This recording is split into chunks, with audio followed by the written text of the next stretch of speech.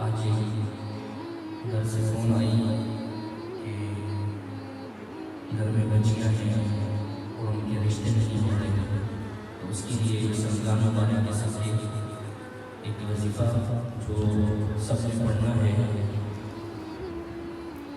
یا اللہ یا لطیف، یا اللہ یا لطیف، یا اللہ یا لطیف۔